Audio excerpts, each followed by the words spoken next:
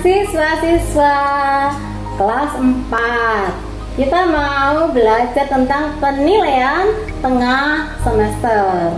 Semester 2 yang kita lalui selama beberapa waktu yang lalu, saatnya kita menguji kemampuan kita dalam penilaian tengah semester saat ini. Untuk Bapak Ibu guru bisa mendownload kisi-kisi ini dan juga soal, juga link dalam bentuk tugas online ya. Bisa di deskripsi di bawah ini nanti. Jangan lupa like dan subscribe-nya. Saya tunggu. Oke, kita mau melihat lebih dahulu kisi-kisi daripada soal berikut ini. Untuk kelas 4 termasuk kelas besar terdiri dari 50 nomor ya. Untuk temanya kita ambil dari bab 8 atau pembelajaran ke-8, yaitu tentang hidup bersyukur, dan juga pembelajaran yang ke-9 tentang Tuhan selamatkan kami. Kita mau melihat kompetensi dasar daripada soal ini ya, yaitu diambil dari 1.4, mensyukuri pemeliharaan Allah dalam kehidupan manusia. Kemudian yang 2.4, bersikap sebagai orang yang dipelihara oleh Allah. Untuk yang 3.4, kita mau melihat di sini bahwa mengaplikasikan keyakinannya bahwa Allah memelihara manusia. Untuk yang 4.4, yaitu menyajikan contoh pemeliharaan Allah dalam kehidupan manusia. Nah, untuk bentuk-bentuk soalnya, mari kita lihat ya.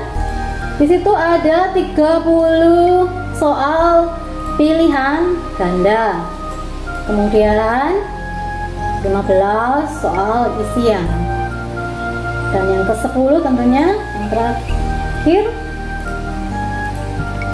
ya, kita ada 5 soal uraian.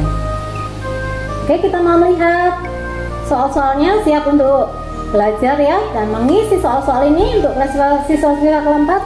Mari kita lihat. Nomor 1, kita melihat di situ ada pertanyaan. Bersyukur memiliki arti titik-titik. Kemudian yang kedua, setiap pagi hari sebaiknya selalu titik-titik mengawali aktivitas kita sebelum aktivitas lainnya. Dipilih di situ ya. Kemudian yang ketiga, kita lihat di situ tentang kisah Nuh. Untuk nomor-nomor berikutnya akan kita bahas tentang kisah Nuh ini ya. Kita mulai di nomor 3. Nuh mengucap syukur pada Allah dengan cara titik-titik. Kemudian yang keempat, Nuh dan keluarganya mengucap syukur pada Allah karena titik-titik. Untuk yang kelima, Tuhan hanya menyelamatkan Nuh dan keluarganya yang semuanya berjumlah titik-titik orang. Untuk yang keenam, Nuh dan keluarganya berhasil selamat dari musibah air bah karena Tuhan menyuruh mereka membuat titik-titik. Untuk yang ke-7, air bah yang melanda seluruh bumi disebabkan oleh titik-titik. Siap. Untuk yang ke-8, kita mau melihat di situ tentang bahtera Nuh. Nah, itu terbuat dari titik-titik. Untuk yang ke-9, dalam kisah Nuh, Tuhan menghukum manusia karena manusia titik-titik. Oke, untuk yang ke-10, usia Nuh di situ ditanyakan ya. Usia Nuh berapa tahun ketika musibah air bah tersebut melanda bumi?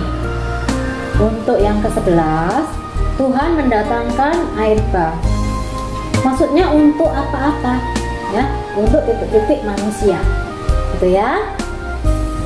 Kemudian yang ke-12, Tuhan meminta Nuh untuk membawa masuk binatang ke dalam bahtera tersebut. Tujuannya supaya titik-titik. Untuk yang ke-13, kita lihat di situ tentang tanda di langit.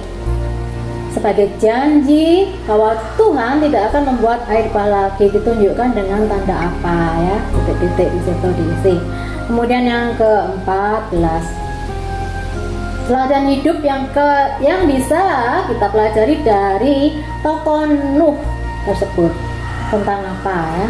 Diisi di situ. Kemudian yang ke-15, sikap hati yang baik ketika memberikan persembahan kepada Tuhan adalah titik-titik. Oke. Kemudian 16, kita harus mengucap syukur kepada Tuhan kapan saja ya. Di situ ada pilihan pertanyaan, bisa kamu isi di lewat siang tersebut.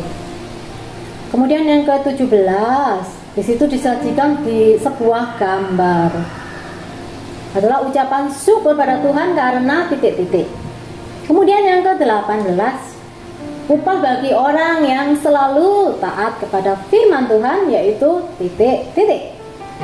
Kemudian yang ke-19, berikut ini ada sebuah gambar tentang cara bersyukur kepada Tuhan ya.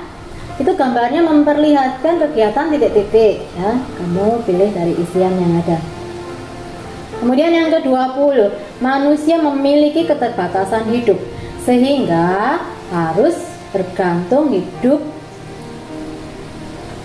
kepada Tuhan ya. Karena jika tidak bergantung, manusia akan mengalami titik-titik. Ya, kemudian yang ke-21, murid-murid Tuhan Yesus di sini dibahas tentang kejadian di Danau Galilea ya, ketika mereka ketakutan dan minta tolong, minta keselamatan pada Tuhan Yesus ya. Tentang murid-murid Tuhan Yesus yang sangat ketakutan saat terjadi titik-titik di Danau Galilea. Ya, kemudian yang ke-22 itu ya, saat angin ribut datang melanda kapal, Tuhan Yesus sedang apa? Ya, di situ bisa kamu pilih. Kemudian yang ke-23, murid-murid merasa ketakutan. Nah, ketika itu Tuhan Yesus mengatakan sesuatu kepada mereka. Apa perkataan Tuhan Yesus pada mereka ya? Pilih dari pilihan yang ada di situ.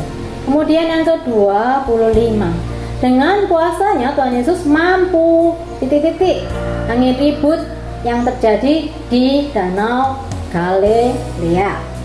26, kejadian di atas tersebut menunjukkan kuasa Tuhan Yesus atas titik-titik. Untuk yang ke-27, Tuhan Yesus bisa mengubah ketakutan menjadi titik-titik. Untuk yang ke-28, ya, kuasa manusia dan kuasa Tuhan, perbedaannya yaitu apa ya? Titik-titik. Kemudian yang ke-29, jika merasa panik dan takut, sebaiknya segera titik-titik.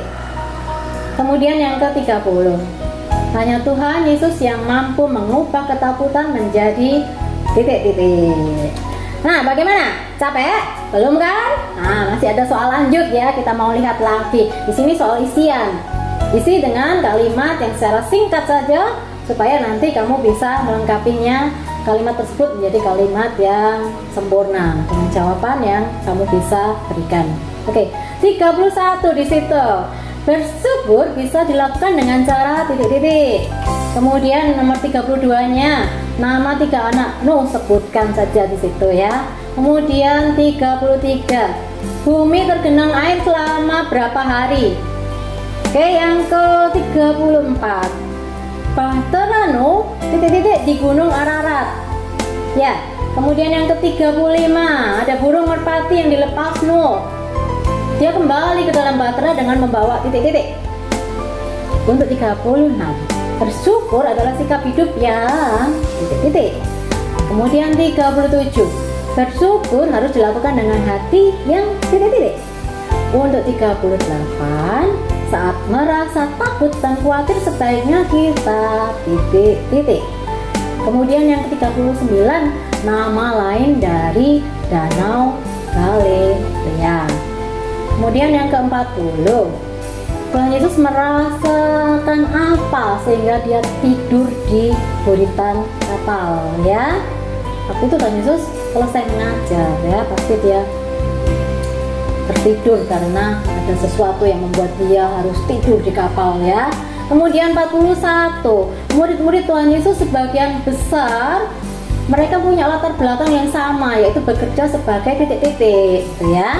Kemudian 42, mereka merasa takut saat titik-titik gitu ya. Kemudian yang 43, mereka lalu merasa kagum juga saat Tuhan Yesus menolong mereka dengan cara titik-titik gitu ya. Nah, sekarang yang ke 44. Kalau kita tadi melihat kuasa Tuhan, di situ ditanyakan kuasa Tuhan bersifat titik-titik. Kemudian yang 45, pertanyaan terakhir dalam soal isian, sumber keselamatan sejati yaitu titik-titik. Nah, untuk pertanyaan uraian di sini, tentunya kamu menjelaskan dengan kalimat yang lebih panjang. Berikan jawaban dengan lebih baik ya. Di situ ditanyakan untuk nomor 46, mengapa Tuhan menghukum manusia atau menghukum bumi dengan air bah? Kemudian yang ke-47, sebutkan bencana alam apa sajakah yang pernah terjadi di Indonesia. Pasti kamu tahu ya, karena banyak gejala alam yang merupakan bencana yang terjadi di Indonesia. Sebutkan yang pernah kamu ketahui. Untuk yang ke-48, mengapa murid-murid merasa takut saat menyeberangi Danau Galilea? Untuk yang ke-49, bagaimana Tuhan Yesus menolong murid-murid yang ketakutan tadi di Danau Galilea? Terus yang ke-50, mengapa kita tidak perlu merasa takut? Nah, tentunya pertanyaannya bisa kamu jawab dengan sungguh-sungguh, melihat materi yang ada, atau minta tolong kepada Bapak Ibu guru ataupun orang tua atau saudara jika memang kesulitan ya. Kita upayakan untuk bisa menjawab soal-soal di sini dengan baik, dan nantinya kalau sudah dapat nilai 100 ya, kita pasti senang ya untuk usaha kita yang sudah kita lakukan dengan belajar sungguh-sungguh tadi. Oke, sampai jumpa lagi. Selamat belajar buat semuanya. Buat kelas 5 nanti kita tunggu ya pembahasan berikutnya, juga kelas 6. Sampai jumpa lagi. Selamat belajar. Bye-bye.